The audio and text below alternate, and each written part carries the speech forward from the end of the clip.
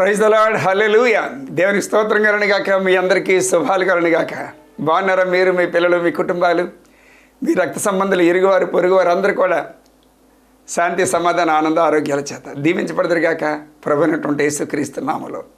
గత వారం నుంచి ఈ వారం వరకు మనలందరినీ కూడా ఆరోగ్యం చేత, ఆనందంతో, సజీవ లెక్కలో ఉంచి ఈ విధంగా మనం కలుసుకోవడానికి ఇచ్చినటువంటి ధన్యతను బట్టి ప్రభు నామానికి సమస్త మహిమ, ఘనత, ప్రభావాలు కలుగును గాక. Amen, amen, amen. రండి ప్రియులారా, ఒక పాట పాడుకొని దేవుని మహిమపరచుకుందాం.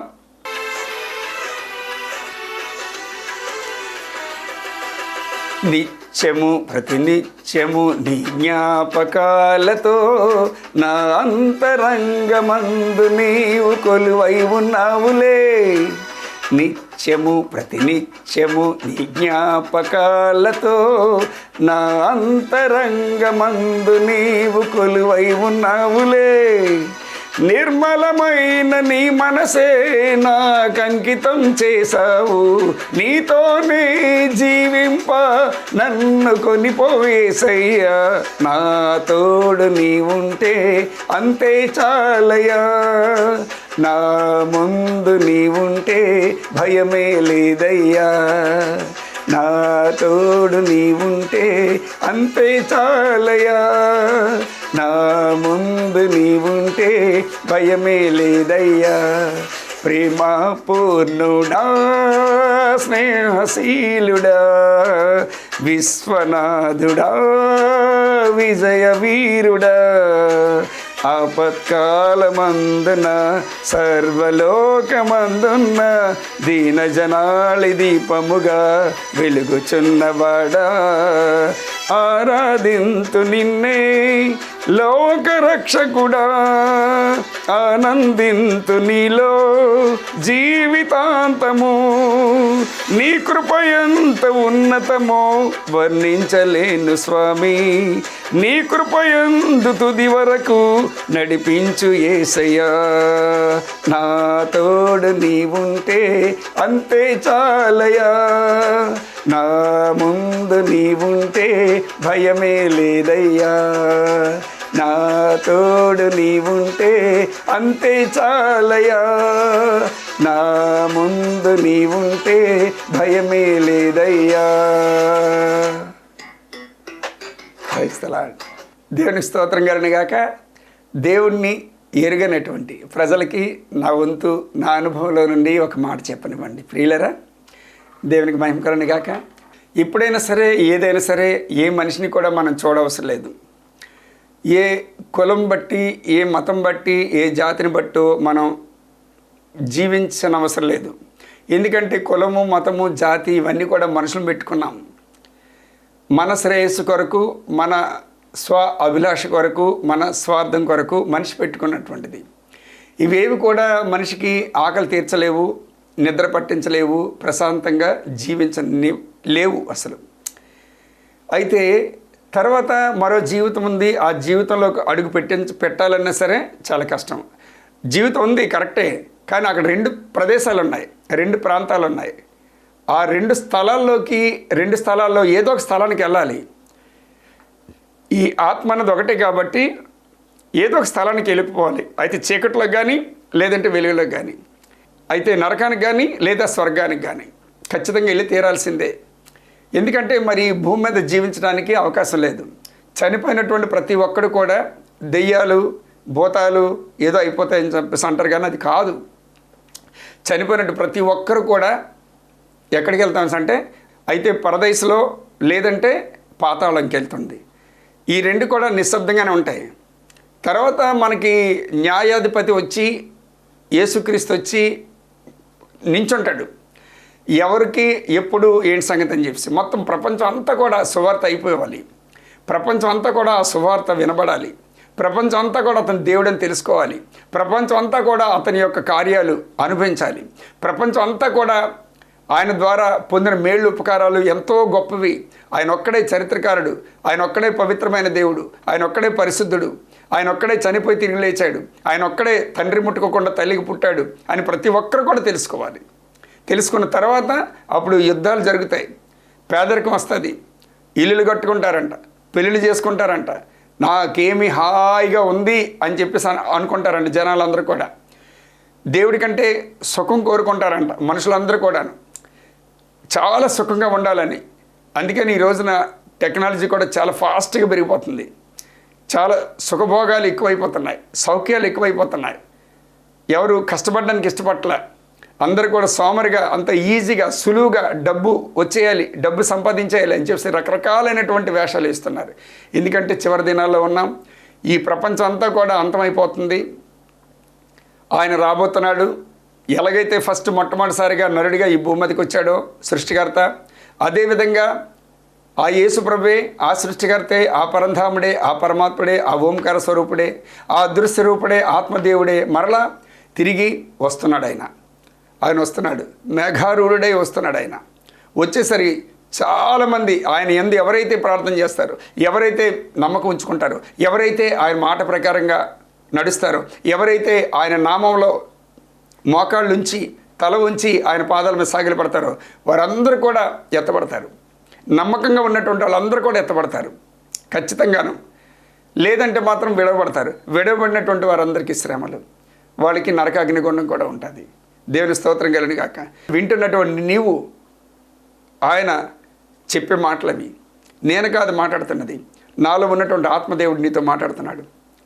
సమయం సద్వినియోగం చేసుకోవాలంట, పోనీయకుండా, వేస్ట్ అయిపోకుండా వెంటనే మేల్కోవాలంట. ప్రభువా, నువ్వే నిజమైన దేవుడు అయితే, నువ్వే నా సృష్టికర్తవైతే, నువ్వే నేను చనిపోయిన తర్వాత స్థలం ఇచ్చిన వాడివైతే, నువ్వే నాకు అన్నపాయనలు అనుగ్రహించిన వాడివైతే, నువ్వే ఈ భూమి ఆకాశం సృష్టించిన వాడివైతే నాకు కనిపించి నీ స్వరం వినిపించి ప్రభా, నా మనసు నీకు ఇస్తాను, నా ఆలోచన విధానం మార్చుకుంటాను. ఎప్పటి నుంచో మేము రకరకాలైనటువంటి శ్రమలు పడుతున్నాం, కానీ ఇంతవరకు మాకు అసలు ఏది కూడా నిండుదల లేదు, తృప్తి లేదు, సంతోషం లేదు, ఆనందం లేదు. ఏటి జీవితం ఉన్న ఒకటే పోయిన ఒకటే. ఎన్నోసార్లు నేను చనిపోవాలనుకున్నాను, ఎన్నోసార్లు నేను మరి అనేక విధాలుగా నరకయాతన పడుతున్నాను అని చెప్పి ఎవరు కూడా నన్ను ఆదుకునేవారు ఎవరు లేరు. నా డబ్బు పోయింది, ధనం పోయింది, శ్రమ పోయింది, అన్నీ పోయినాయి. ప్రభా, నన్ను క్షమించు, రా, నన్ను రక్షించు, నీ బిడ్డగా నన్ను చేసుకో ప్రభా, నీ కుమారుడిగా నీ కుమార్తెగా నన్ను చేసుకో ప్రభా అని చెప్పి అడిగితే ఖచ్చితంగా ఆయన ఆశీర్వదిస్తాడు. హల్లెలూయా.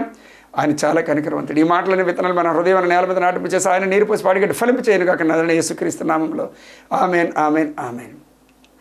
మంచిది ప్రియులారా. ఏదేమైనప్పటికి కూడాను ఆయన అంటాడు, అన్నీ నీ చేతిలోనే ఉన్నాయి, ఆశీర్వాదాలు శాపాలు నీ దగ్గరే ఉన్నాయి. సుఖం కావాలా, దుఃఖం కావాలా, నీ చేతిలోనే ఉంది. నీకు నవ్వు కావాలా, ఏడుపు కావాలా, నీ చేతిలోనే ఉంది. అన్నీ నీ చేతుల్లోనే పెట్టేశాను. నువ్వు ఎలా సద్వినియోగం చేసుకుంటే అలాగా నీ బ్రతుకు మారుతుంది, నీ జీవితం వర్ధిల్లుతుంది అని అంటాడు. ప్రియులారా, దేవుని స్తోత్రం కలుగును గాక. హల్లెలూయా.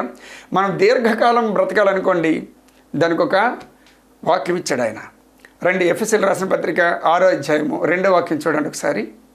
నీకు మేలు కలిగినట్లు నీ తండ్రిని నీ తల్లిని సన్మానింపము, అప్పుడు నీవు భూమి మీద దీర్ఘాయుష్మంతుడు వగుదు. ఇది వాగ్దానములతో కూడిన ఆజ్ఞలలో మొదటిది. మనం దీర్ఘాయుష్మంతుడు అంటే ఎలాగంటే చిరకాలము మనం జీవించడానికి ఇది ఒక ఆనందకరమైనటువంటి వాగ్దానం, ఆశీర్వాదం, ఒక దీవెన. మనం తల్లిదండ్రులను మనం సన్మానించాలంట. అందుకని వాళ్ళు వృద్ధులుగా ఉండేటప్పుడు మనం ఏమాత్రం కూడా కేర్లెస్గా ఉండకూడదు. ఇప్పుడు కూడా వాళ్ళకి ఏదో మనం ఇచ్చే అవసరం లేదు, కానీ వాళ్ళ పక్కన కూర్చుంటే చాలు ఎంతో పొంగిపోతారు. వాళ్ళకి కనిపిస్తే చాలు ఎంతో సంతోషిస్తారు. వాళ్ళ చేతిలో తీసుకెళ్ళి ఏదో ఒకటి నువ్వు బయటికి వెళ్ళేటప్పుడు తీసుకొచ్చి వాళ్ళ చేతిలో పెడితే చాలు చాలా సంతోషిస్తారు. పలకరిస్తే చాలు వాళ్ళు పొంగిపోతారు. అమ్మ, రాత్రి నిద్ర పట్టిందా? నాన్న, నువ్వు భోజనం చేసావా? ఒంట్లో బాగుందా? ఏమైనా తీసుకురావాలా? టానిక్లు ఏమైనా అయిపోయినాయా? హాస్పిటల్కి ఏమైనా వెళ్దామా అని అమ్మని నాన్న ఒకసారి పలకరిస్తే వారు బాగుంటారు. కరెక్టే, వేళకి భోజనం చేస్తున్నారా?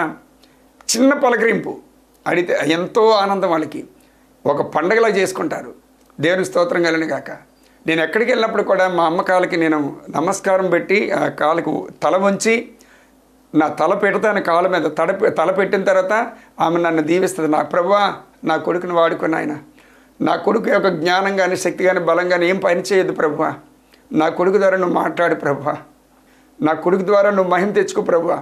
అనేక మందికి సాధారణంగా నా కొడుకుని వెలిగించుకున్నా ప్రభువా, పాత్రగా వాడుకుంటున్నందుకు స్తోత్రమయ్యా.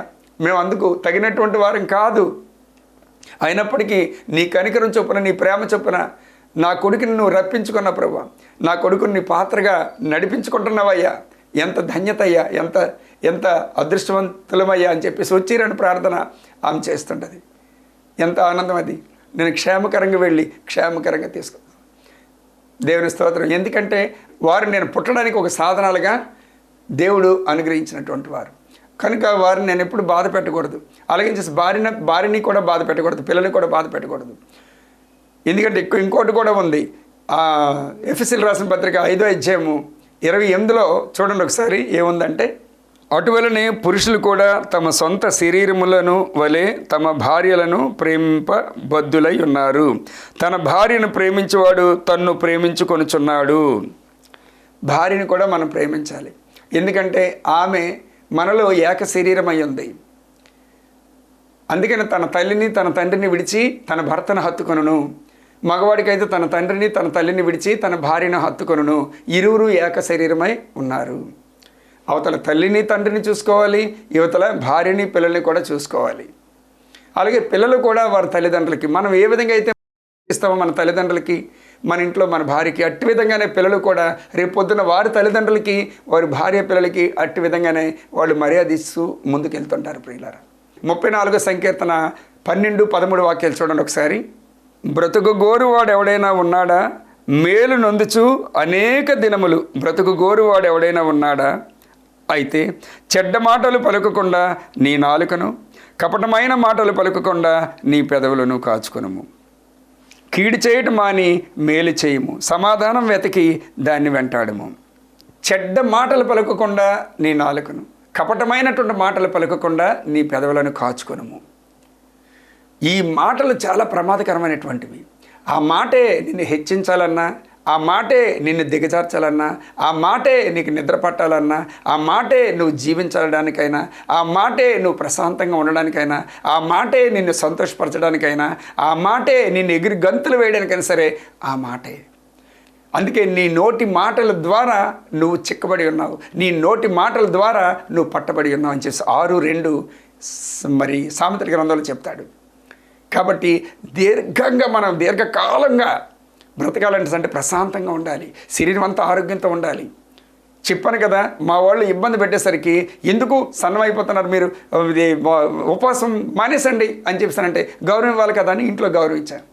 ఆ గౌరవం ఇచ్చేసరికి నాకేమైంది తెలుసా, ఒక నెల రోజులు నేను ఉపవాసాలు మానేసరికి ప్రతి మంగళవారం ప్రతి శుక్రవారం ఉదయం నుంచి రాత్రి వరకు కూడా మంచినీళ్ళు కూడా ముట్టుకొని నేను 6 గంటల వరకు, ఉదయం 6 నుంచి సాయంత్రం 6 వరకు, ఒక్కోసారి 7-8 అయిపోతుంటుంది చెప్పలేం. ఇలాగ నేను కంటిన్యూ చేసేసరికి నాకు బీపీలు, షుగర్లు, థైరాయిడ్లు, గ్యాస్ట్రిక్లు అన్నీ వచ్చేసాయి. డాక్టర్ దగ్గరికి వెళ్ళేసరికి ఇన్ని ట్యాబ్లెట్స్, ఇన్ని కోర్స్ రాసి ఇచ్చాడు. నా గుండెలో రాయి పడింది. ఇదేంటి ప్రభా, అనేక మందికి నా ద్వారా నువ్వు విడుదల ఇస్తున్నావు, నా ద్వారా నువ్వు అద్భుతాలు జరిగిస్తున్నావు, ఏంటి ప్రభాస్ అంటే నీకు నువ్వే తెచ్చుకున్నావు అని చెప్పి అన్నాడు. అప్పుడు ఏంటంటే వీళ్ళ బాధపడలేక మరో నెల నేను స్కూల్కి వెళ్ళేటప్పుడు క్యారేజ్ పట్టుకు వెళ్ళేవాడిని, అది ఎవరికి ఇచ్చిస్తుండేవాడిని, పిల్లలకి తినేరా. అలాగే నేను నెల రోజులు యాక్షన్ చేశాను. 3వ నెల వచ్చేసరికి చెక్ చేసుకుంటే బీపీ నీళ్ళు, షుగర్ నీళ్ళు, థైరాయిడ్ నీళ్ళు, గ్యాస్ట్రిక్ నీళ్ళు, ఇవన్నీ ఏంటంటే మన చేతిలోనే ఉన్నాయి. మనం మంచి చేసుకోవాలన్నా చెడు చేసుకోవాలన్నా సరే దేవుని చేతిలో అన్ని ఆరోగ్యాలే ఉన్నాయి. హల్లెలూయా. ఇటు విధంగా మనం జీవిస్తే మేళ్ళు నొందుచు, ఉపకారాలు నొందుచు, ప్రయోజనాలు పొందుచు ప్రశాంతంగా జీవించాలి. అంతేగాని కష్టాలు, నష్టాలు, అవమానాలు, ఇబ్బందులు, ఇక్కట్లు, సమస్యలు, అప్పులు, చీకు, చింత, భయము, బెంగ, బెడద ఇవన్నీ ఎప్పుడు వస్తాయి అంటే నువ్వు దేవుడు అనేటువంటి మాట ఆ ట్రాక్ తప్పిపోతే నువ్వు లోకానికి దాసోహం అయిపోతావు. నువ్వు దేవుని యొక్క ట్రాక్ తప్పిపోతే వాడు అందుకుంటాడు, లేనిపోయినవన్నీ కూడా నీకు చేతిలో పెట్టి పెడతాడు. హల్లెలూయా. దేవుని స్తోత్రం కలను కాక. అట్టి విధంగానే ఇంకా దేవుని మాటలు విన్నట్లయితే నీ శరీరానికి ఆరోగ్యం. 4:20 సామెతల గ్రంథం చూసుకొని మనం ముగించుకుందాం రండి. చూడండి ఒకసారి. నా కుమారుడా, నా మాటలను ఆలకింపము, నా వాక్యములకు నీ చెవి యొగ్గము, నీ కన్నుల ఎదుటి నుండి వాటిని తొలగిపోనీయకము, నీ హృదయమందు వాటిని భద్రం చేసుకొనుము. దొరికిన వారికి అవి జీవమును, వారి సర్వ శరీరమునకు ఆరోగ్యమును ఇచ్చును. చూడండి, ఇందాకే మనం మాటల గురించి అనుకున్నాం కదా, ఇవి మనం ఆడే మాటలకి అవి అట్టి విధమైనటువంటి ప్రయోజనాలు వస్తాయి. అవి పాజిటివ్ అవ్వచ్చు, నెగిటివ్ అవ్వచ్చు. కానీ దేవుని యొక్క మాటలు ఎప్పుడైతే ఆ మాటలు మన హృదయంలో ఉంచుకుంటామో, ఆ మాటలు మనం పదే పదమార్లు ధ్యానించుకుంటామో, పదే పదమార్లు జ్ఞాపకం చేసుకుంటామో, ఆ మాట ద్వారా ఎప్పుడైతే నీ హృదయం సంతోషపడుతుందో అప్పుడు సర్వ శరీరం నాకు ఆ మాటలు నీకు ఆరోగ్యాన్ని ఇస్తాయంట. సర్వ శరీరానికి ఆరోగ్యాన్ని ఇచ్చేవి ఏంటి అంటే మంచి ట్యాబ్లెట్స్, మంచి ఇంజెక్షన్స్, మంచి టానిక్స్ ఏవని అంటే దేవుని యొక్క అంటే సృష్టికర్త యొక్క జీవం కలిగినటువంటి మాటలోనే నీ ఆరోగ్యం, నీ శక్తి, నీ బలము, నీ సంతృప్తి, నీ సంతోషం, నీ ఆనందం, నీ ఆయుష్, నీ సమస్తం కూడా దాగి ఉన్నాయి. ఆ మాట ఎప్పుడైతే నువ్వు పట్టుకొని ఆ మాట ప్రకారంగా ముందుకు వెళ్ళావంటే మాత్రం గొప్ప ఆశీర్వాదం, గొప్ప దీవెన, గొప్ప నెమ్మది, గొప్ప సమాధానం, గొప్ప సంతోషం, గొప్ప ఆనందం. ఆ మాట కావాలి మనకి. అంటే ఇదే మాట, ఆ మాట ఆయన నోటి ద్వారా వచ్చిన మాటలు అవి. బైబిల్ అన్నది ఏంటంటే ఆయన మాటలు, ఆయన హృదయం, ఆయన మనసు, ఆయన విల్లింగు, ఆయన యొక్క చిత్తం, ఇది ఆయన యొక్క ఉద్దేశాలు. ఈ మాట ప్రకారం ఎప్పుడైతే నువ్వు ముందుకెళ్తావో అప్పుడు నువ్వు వెనక్కి చూడవసరం లేదు, హాస్పిటల్కి దారబోయే అవసరం లేదు, నీ శరీరానికి నష్టం కష్టం వస్తుందని చేసి నువ్వు భయపడవసరం లేదు, శత్రువుకు నువ్వు లొంగవసరం లేదు.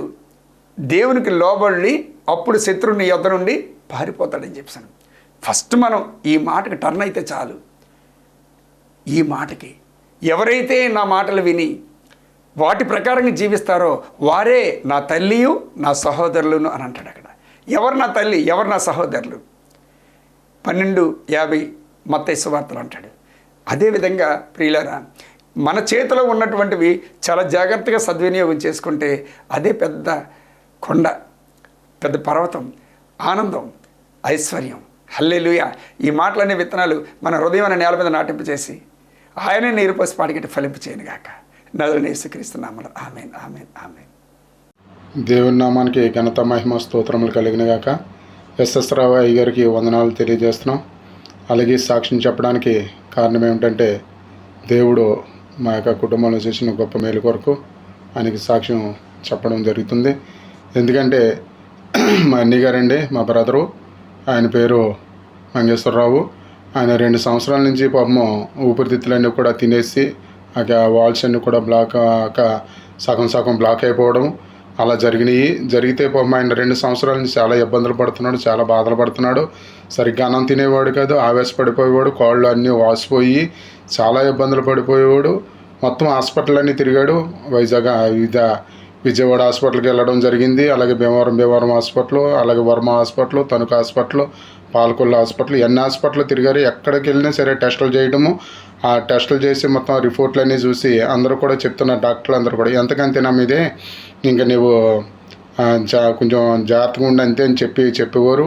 అప్పుడు వెంటనే ఆయనకి అవనమ్మకం కలిగేసి, సర్లేరే దేవుడు నాకు ఇంతవరకే ఆయుష్ ఇచ్చాడేమో ఆయన చాలా బాధపడుతుంటే నాకు చాలా బాధ వేసింది. ఏంటి మా అన్నయ్య ఇలా జరిగింది ఏంటి, నా రక్త సంబంధం అని నాకు చాలా బాధ కలిగి ఏంట్రా దేవుడు ఇలాగ అయిపోయిందని నేను చాలా వేదన పడేవాడిని. అలాగే మా తమ్ముడు కూడా 1 సంవత్సరం నుంచి ఫెరాల్స్ వచ్చి మాట రావడం లేదు. అలాగే వచ్చి కుడిచుకోవాలి లాగేయడం జరిగింది. తమ్ముడు చూస్తే ఎలాగైపోయాడు, అన్ని చూస్తే ఎలాగైపోయాడు ఏంటి అని నేను చాలా వేదన పడుతుండేవాడిని. అనుకోకుండా ఒక రోజుని ఆ ఎస్ఎస్ రావు గారు అయ్యారు వాక్యం ఆ యూట్యూబ్లో విన్నాను. నేను విన్నప్పుడు చనిపోయిన వారు లేస్తున్నారంట, చాలామంది స్వస్థత పొందుతున్నారంట, దేవుడు ఆయన ద్వారా అద్భుతాలు జరిగిస్తున్నారంట. ఇంతప్పటికి వెంటనే నేను ఏం చేశానంటే ఆ వాక్యాన్ని మా మిస్సెస్కి షేర్ చేయడం జరిగింది. అలాగే ఆయనకి నా ఫోన్ నెంబర్ కూడా షేర్ చేసి వెంటనే నేను ఫోన్ చేయడం ప్రారంభించాను. ఆయనకి ఫోన్ లిఫ్ట్ చేయలేదు. నా భార్య కూడా ఒక 4-5 రోజులు ఫోన్ చేయడం జరిగింది, నేను ఫోన్ చేయడం జరిగింది. ఆయన ఫోన్ లిఫ్ట్ చేసేవారు కాదు, అంటే ఆయనకు ఖాళీ లేక లిఫ్ట్ చేసేవారు కాదు ఆయన. అప్పుడు అనుకోకుండా ఒక రోజున ఆయనే ఫోన్ చేయడం జరిగింది. 5వ రోజున 6వ రోజున ఫోన్ చేస్తే మా మిస్సెస్ గారికి, ఎవరమ్మా నువ్వు ఫోన్ చేస్తున్నావు అంటే, అయ్యగారు ఎలాంటి సంగతి అంతా అడిగి వెంటనే నా భార్య ఆయన ఫోన్ నాకు కాంటాక్ట్ కలపడం జరిగింది. అప్పుడు వెంటనే నేను ఆ ఫోను చూసి, అయ్యగారు వందనాలు అండి అన్నాను. ఎవరమ్మా నువ్వు ఏంటి నీ ప్రాబ్లం ఏంటి అన్నారు. అయ్యగారు ఇలాంటి సంగతి అండి, మా అన్నయ్య గారు 2 సంవత్సరాల నుంచి చాలా బాధతో పడుతున్నారని, గుండెల్లో లెవెల్ కూడా తినేసినాయి అంట, ఊపిరితిత్తులు సగం బ్లాక్ అయిపోయినాయి అంట, ఏ డాక్టర్ దగ్గరికి వెళ్ళినా ప్రయోజనం లేదని చెప్తున్నారండి.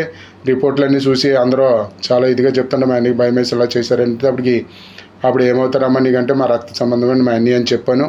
వెంటనే నువ్వేం భయపడకమ్మా, మీ అన్నీ దేవుడు స్వస్థతనిస్తున్నాడు అంతేటికి. అప్పుడు అయ్యారు నేనైతే కోయిట్లో ఉన్నానండి, నా భార్య నేను, మా అన్నయ్య గారు అయితే ఇండియాలోనే వెంపలో ఉన్నారు. అంతటికి ఆయన ఎక్కడున్నా పర్లేదు, దేవుడు ఇక్కడ కార్యం జరిగిస్తున్నాడు, నువ్వు నమ్ము, విశ్వాసం నుంచి అన్నారు. సర్లే అన్నాను. అప్పుడు వెంటనే ఆయన నీ చేతితో వాటర్ పట్టుకోమన్నారు. వాటర్ పట్టుకుని నేను ప్రార్థనలో ఏకీభవించడం జరిగింది, మా భార్య ఏకీభవించడం జరిగింది. వెంటనే ఆయన ప్రార్థన చేసి ఈ క్షణమే దేవుడు మీ అన్నికి స్వస్థిస్తున్నాడు, నువ్వు నమ్మితే విశ్వాసం ఉంచితే మీ అన్ని అక్కడ కార్యం జరుగుతుంది అన్నారు.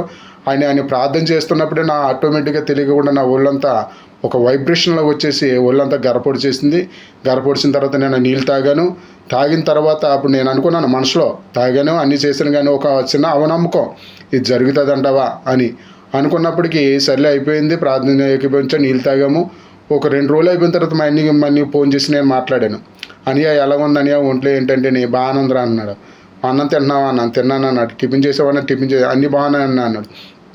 నిజంగా నాకే ఆశ్చర్యం అయిపోయింది అన్నాడు. దేవుడు గొప్ప కార్యం జరిగిస్తాడు మా అన్ని పట్లని అన్నాక నిజంగా ఆ రోజు నుంచి ఈ రోజుకి దగ్గర ఇంచుమించు ఒక 20 రోజులు అవుతుంది. 20 రోజుల నుంచి కూడా ఆయన 2 పూట్ల భోజనం చేయడము, అలాగే మళ్ళీ శుభ్రంగా టిఫిన్ చేయడం అన్నీ జరుగుతుంది. దేవుడు నిజంగా ఆయనకి స్వస్థించేందుకు ఆయనకి వెళ్ళలేని వందనాలు స్తోత్రాలు చెల్లిస్తున్నాం. ఈ చిన్న సాక్ష్యాన్ని దేవుడు దీవించిన గాక. అలాగే ఎస్ఎస్ రావు అయ్య గారికి మా వందనాలు స్తోత్రాలు చెల్లిస్తున్నాం. ఇక్కడ బాప్తిజాలు ఎక్కువగా తీసుకుంటారు, ఎక్కడెక్కడి నుంచో వస్తున్నారు. నేను వారందరినీ తీసుకెళ్ళిపోయి ఇక్కడ భీమిలి బీచ్ అని చెప్పేసి విశాఖపట్నం జిల్లా, అక్కడ నేను బాప్తిజాలు ఇవ్వటం జరుగుతుంటుంది. తర్వాత వచ్చి సువార్త కూడా వెళ్ళటం అనేక మందికి ఇండివిజువల్ సువార్త ప్రకటించడం కాకుండా అనేక విధాలుగా మరి మా దగ్గరికి వచ్చిన వాళ్ళందరూ కూడా సువార్త ప్రకటిస్తూనే ఉంటారు ప్రియులారా. ఒక్కోసారి మూకుమ్మడిగా వెళ్ళాలి అంటే వెహికల్స్ కావాలి. అందుకని వాటి గురించి మీరు ప్రార్థనలో జ్ఞాపకం చేసుకోండి. ఒక పెద్ద బండి పెద్ద వెహికల్ తీసుకోవాలనుకుంటున్నా, 7 సీటర్స్, ప్రార్థనలో జ్ఞాపకం చేసుకోండి. అట్టి విధంగానే మరి ప్రతి నెల మొదటి బుధవారం సికింద్రాబాద్ రైల్వే స్టేషన్ దగ్గర ఉన్నటువంటి తమిళ్ చర్చ్ ఎస్పీజీ ఆ చర్చ్కి వస్తుంటాను. అది ఆల్ఫా హోటల్ బ్యాక్ సైడే ఉంది ప్రియులరా. తర్వాత దేవునికి స్తోత్రం కలుగును గాక. అట్టి విధంగానే మరలా దేవుని చిత్తమైతే ఈ మే నెల అయిపోయిన తర్వాత జూన్ నెలలో దేవుడు ఎక్కడైతే మరి ఎక్కువ మంది ఆశపడుతూ ఉన్నారు, మా దగ్గర రండి అని చెప్పేసి ఈస్ట్ గోదావరి వాళ్ళు, వెస్ట్ గోదావరి వాళ్ళు, అదేవిధంగా కృష్ణ విజయవాడ వాళ్ళు చేస్తున్నారు. కానీ అప్పుడే నేను కాదమ్మా, ఇంకా నేను ప్రభు సన్నిధులు ఎక్కువగా నేను కనిపెట్టి, ప్రభు సన్నిధులు ఎక్కువగా నేను బలపరచబడిన తర్వాత నేను వస్తాను, ప్రార్థనలు చేస్తూ ఉంటాను అని చెప్పి నేను చెప్పడం జరుగుతుంది ప్రియులారా. మీరు కూడా ప్రార్థనలో జ్ఞాపకం చేసుకోండి. అటు విధంగానే నా కుమార్తె ఈ సంవత్సరం మంచి వివాహం జరగాలి. తను ప్రొఫెసర్గా చేస్తుంది కదా యూనివర్సిటీలో, ప్రైవేట్ యూనివర్సిటీ, గవర్నమెంట్ జాబ్ రావాలి. అంతేకాకుండా ప్రభు యొక్క సర్వీస్లో కూడా ఉండాలి. దేవునికి మహిమ కలుగును గాక. హల్లెలూయా. మంచిది ప్రియులారా. మరి అదే కోడలు, మీ అందరి ప్రార్థనల వల్ల కోడలు ప్రెగ్నెంట్తో ఉంది, కన్సీవ్ అయింది. దేవుని స్తోత్రం కలుగును గాక. ప్రార్థన చేస్తూ ఉండండి. తల్లిదండ్రులు అయినటువంటి నా కుమారుడు, నా కోడలు గర్భంలో నుండి, నా పిల్లల యొక్క గర్భంలో నుండి అభిషేకంతో కూడుకున్నటువంటి, ఆశీర్వాదాలతో కూడుకున్నటువంటి, గొప్ప వెలుగుతో కూడుకున్నటువంటి, గొప్ప మహిమతో కూడుకున్నటువంటి ప్రభు యొక్క నామాన్ని ఘనపరిచేటువంటి విధంగా ఆ ఫలాలు భూమి మీదకి రావాలి. ఈ భూ ప్రజలందరికీ వినియోగపడేటట్లు, వెలుగ్గా విస్తరింపబడేటట్లు, ప్రకాశించేటట్లు, ప్రవహించేటట్లు వారు ఆశీర్వదింపడాలి. అట్టి విధంగా మీరు జ్ఞాపకం చేసుకోండి. దేవునికి స్తోత్రం కలుగును గాక. హల్లెలూయా. కాబట్టి నా 2 పిల్లలు కూడా వారికి వచ్చినటువంటి వారి ద్వారా వారు ప్రకాశింపబడాలి, వారు ప్రత్యక్షపరచబడాలి. దేవుని కొరకు వారు ముందుకు సాగుతూ ఉండాలి ప్రియులారా. అందుకని మీరు జ్ఞాపకం చేసుకోండి. మంచిది ప్రియులారా. మీ ప్రార్థనలు ఎంతో అవసరం. ఎందుకంటే ప్రతి ఒక్కరి గురించి కూడా మనం ప్రార్థన చేస్తూ ఉండాలి. ముఖ్యంగా అభిషక్తుల యొక్క ప్రార్థన చాలా ముఖ్యం. అభిషక్తుల గురించి చేసినటువంటి ఆ ప్రార్థనలు ఎంతమంది అయితే చేస్తారో వారికి ఆ ప్రార్థనలు ఇంకా వారికి దీవెన ఆశీర్వాదం ఇస్తుంది ప్రియులారా. అది సీక్రెట్, అది అందరికీ తెలియదు. దేవుని స్తోత్రం కలుగును గాక. హల్లెలూయా. మంచిది ప్రియులారా, చాలా సంతోషం. రండి. ఈ దినాన మరి స్పాన్సర్ చేసినటువంటి వారు మరి బొబ్బిలి మాస్టర్ గారు తిరుపతిలో ఉంటున్నారు, సత్యం మాస్టర్ గారు, శైలజ సిస్టర్ గారు, వారి కుటుంబం, వారి కుటుంబానికి దేవుడు మంచిగా దీవించి ఆశీర్వదించను గాక. ఎల్లప్పుడూ కూడా వారు చేస్తూనే ఉన్నారు. ప్రతి నెల కూడాను వారిని ఎల్లప్పుడూ కూడా దేవుడు ఆశీర్వదిస్తూ ఉండను గాక. ఇంతవరకు చేసినటువంటి ఎంతోమంది చేశారు. వారందరికీ దేవుని యొక్క పేరిట నా ఆశీర్వాదాలు, లేదంటే శుభాభివందనాలు, కృతజ్ఞత వందనాలు. దేవుడు ఇంకా దీవించి వారిని ఆశీర్వదించను గాక. యేసు నామములో ఆమేన్. రండి ప్రియులారా, ప్రార్థన చేసుకుందాం. కళ్ళు మూసుకోండి. ప్రేమ నమ్మకం కలిగిన మా యేసురాజా, మీకు లెక్కకు మించిన కృతజ్ఞతలు చెల్లిస్తున్నాం ప్రభా. జీవం కలిగిన తండ్రి, నీకు స్తోత్రాలయ్యా. నా దేవా, ఈ రోజున నీ పిల్లలందరితో, నాతో అందరితో మీరు మాట్లాడి ఆశీర్వదించినందుకు వందనాలు చెల్లిస్తున్నాం ప్రభా. ఎవరెవరు ఏ బలహీనతతో బాధపడుతున్నారో, ఎవరెవరు ఏ దుఃఖంతో బాధపడుతున్నారో, ఎవరెవరు ఏ శోధనలో, వేదనలో, ఇబ్బందుల్లో, ఇక్కట్లతో బాధపడుతున్నారో, మానసిక, శారీరకంగా, ఆత్మికంగా, ఆర్థికంగా వీరికి నలిగినటువంటి హృదయాలతో బాధపడుతున్నారో, వారందరి మీదకి నా తండ్రి ఇప్పుడే నీ హస్తం దిగి వచ్చిన గాక, నీ శక్తి తాకబడిన గాక, నీ ప్రభావం చేత తాకబడిన గాక, నీ వెలుగు చేత ప్రకాశింపబడిన గాక, వారి గృహాల్లో, వాళ్ళ హృదయాల్లో ఉన్నటువంటి చీకటి కట్టులన్నీ కూడా తెగిపోవును గాక, బంధకాలన్నీ కూడా విడిపోవును గాక, కాళ్ళు విరగొట్టబడిన గాక, నాజరేయుడైన యేసుక్రీస్తు నామములో తండ్రి. వారు పట్టుకున్నటువంటి జలతైలాలు రెండు కూడా నాయన గొప్పగా దీవించబడి, గొప్పగా ఆశీర్వదింపబడి గాక, గొప్పగా నా తండ్రి ప్రభా అనేక మందికి తండ్రి ప్రభా దీవెనకరంగా రెండు కూడా మారిపోవును గాక, చీకటి శక్తులు పరిగెట్టి పారిపోవును గాక, క్షుద్ర శక్తులు మాడిపోవును గాక, నా తండ్రి మాంత్రిక శక్తులన్నీ కూడా తెగిపోవును గాక యేసునామములో, వాటి యొక్క కోకట వేళ్లతో సహా పిగిలింపబడిన గాక నాదనే యేసునామములో. తండ్రి, పిల్లలు లేనటువంటి వారికి తండ్రి ప్రభు గర్భాలు తెరబడిన గాక, వివాహం కానటువంటి వారికి వివాహాలు జరుగును గాక, ఉద్యోగాలు లేనటువంటి వారికి ఉద్యోగాలు వచ్చిన గాక, వ్యాధులతో బాధలతో బాధపడుతున్నటువంటి ప్రతి ఒక్కరు కూడా విడుదల పొందుకుందరు గాక నాదనే యేసుక్రీస్తు నామములో. చిల్లంగి చేతబడలే శక్తులు, మాంత్రిక శక్తులు, తాంత్రిక శక్తులు, తండ్రి ప్రభు క్షుద్ర శక్తులు, తండ్రి ప్రభు ఏవి కూడా చెల్లకుండాను గాక యేసునామములో తండ్రి ప్రభు పరిగెట్టి పారిపోవును గాక యేసునామములో. మహిమ పొందుకొని రాజా, యేసయ్య పుణ్యనామమును బట్టి స్తుతిస్తూ, అలాగే నా తండ్రి ప్రభు ఈ దినాన నా తండ్రి ప్రభు నీ పిల్లలు అనేక మందికి నాయన నీ సువర్తమానం అందించడానికని, అనేక మందికి నా తండ్రి హృదయాలు తెరవబడడానికి, అనేక మంది జ్ఞాననేతరాలు వెలిగింపబడడానికి నీ పిల్లల ద్వారా నువ్వు ప్రేరేపణ కలిగించి, నా తండ్రి ఇన్ని సంవత్సరాలు 7 సంవత్సరాల నుంచి నా తండ్రి ప్రభు ఈ విధమైనటువంటి తండ్రి నడిపింపును బట్టి నీకు స్తోత్రాలయ్యా. ఈ దినాన్ని ప్రత్యేకంగా మీరు ఏర్పాటు చేసుకున్న కుటుంబాన్ని బట్టి నీకు వందనాలయ్యా. దేవా, అనేక మందికి ఇచ్చి చేతులుగా నీ చేతులు ఉంచబడిన గాక, అనేక మందికి అప్పిచ్చి చేతులుగానే దీవించబడిన గాక, అనేక మంది తండ్రి ఆసరగా ఇచ్చినటువంటి ఆసరగా ఆ హస్తంగా దీవించబడిన గాక, కుటుంబాల్లో తండ్రి నెమ్మది కలుగుని గాక, శాంతి సమాధానంతో వారు నింపబడదురు గాక, ఆనంద జ్ఞానాలతో నింపబడదురు గాక, ఆరోగ్యాలతో ఐశ్వర్యాల చేత నింపబడదురు గాక. మహిమ పొందుకుని రాజా, యేసయ్య పుణ్యనామను బట్టి స్తుతిస్తూ ప్రతి ఒక్కరిని చేతులకు అప్పచెప్తున్నాను ప్రభా. ఎంతమంది అయితే ఈ సువర్తమానం విన్నారో వారందరూ కూడా నా తండ్రి ప్రభా నీ వెలుగులో నడిపించబడి అనేక మందికి వెలుగును ప్రకాశించుదురు గాక, అనేక మంది నీ సత్యవార్తను సువార్తను తెలియజేదురుగాక, అనేక మంది ద్వారా తండ్రి ప్రభా అనేక మందికి నీ నామాన్ని కనపరచుదురుగాక. అట్టి విధమైనటువంటి దీవెన ఆశీర్వాదాలు ప్రతి ఒక్కరి మీద నువ్వు కుమరించినందుకు లెక్కమించిన స్తోత్రాలతో ప్రార్థన విజ్ఞాపనలు సమర్పించి అడిగిపెట్టుకొని పొందుకొని నా తండ్రి నన్ను యేసుక్రీస్తు నామములో ఆమేన్, ఆమేన్, ఆమేన్. తండ్రి కుమార పరిశుద్ధాత్మ త్రియేక దీవెనలు మనకి, మన పిల్లలకు, మన కుటుంబాలకు, మన రక్త సంబంధాలకు, మన ఇరుగు వారికి, పొరుగు వారికి ఎల్లప్పుడూ కూడా శాంతి సమాధాన ఆనంద ఆరోగ్యాల చేత ఆయన మనతో ఉంటూ, మనలో ఉంటూ అద్భుతమైనటువంటి కార్యాలు జరిగించుకుంటూ ఆయన నామానికే మహిమ ఘనత ప్రభావాలు తెచ్చుకున్నాడు గాక. Amen, amen, amen. Praise the lord. దేవుడు మిమ్మల్ని దీవించి ఆశీర్వదించను గాక.